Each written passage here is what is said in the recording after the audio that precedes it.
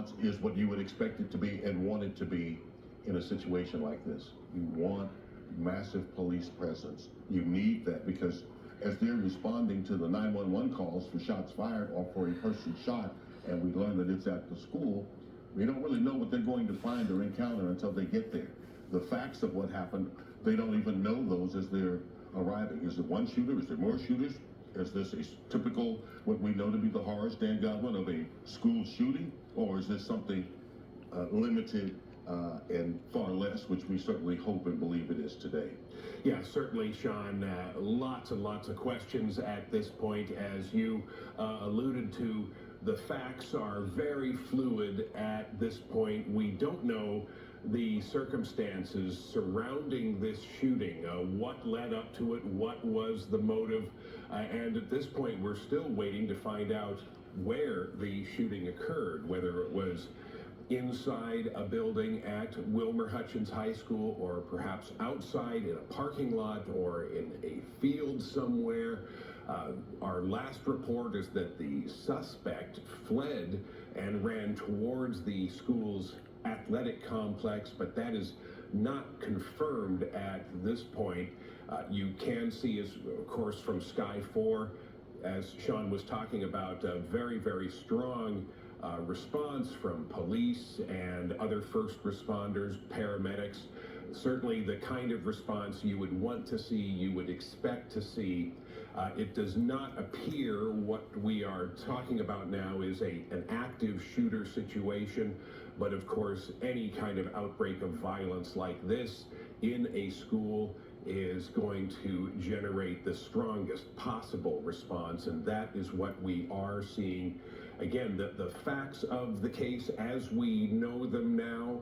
About an hour ago, perhaps, there was a report of one student shot at Wilmer Hutchings High School.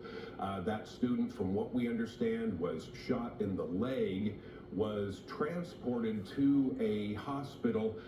We're not getting any information, any additional information about that student's exact condition right now. After the shooting, apparently, as we mentioned, the suspect fled the scene, running towards the school's athletic complex. An active search is underway right now to try and locate that student, and of course we are awaiting official word from the police officials there as to exactly what happened, what they can tell us right now.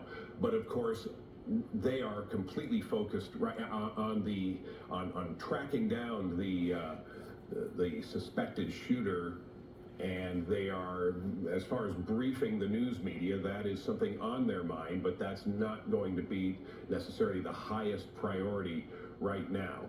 We are also trying to find out what is happening with the school right now as far as lockdowns or reunifications with students and parents.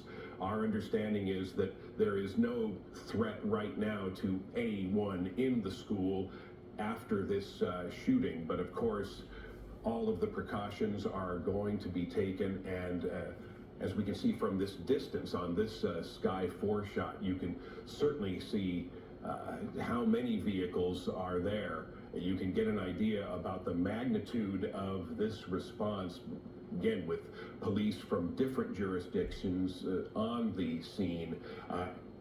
And we can see also that, yeah, they are conferring at this point, and as Sean was talking about, based on the posture, the intensity of the officers we're seeing right now, it certainly does not appear that we're talking about an active shooter situation, which of course is a tremendous relief, given the events in recent years that we've all seen and looked on, the other heartbreaking events that have happened with schools and violence.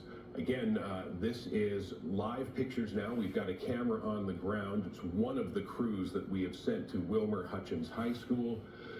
We are trying to gather as much information as we can about this incident.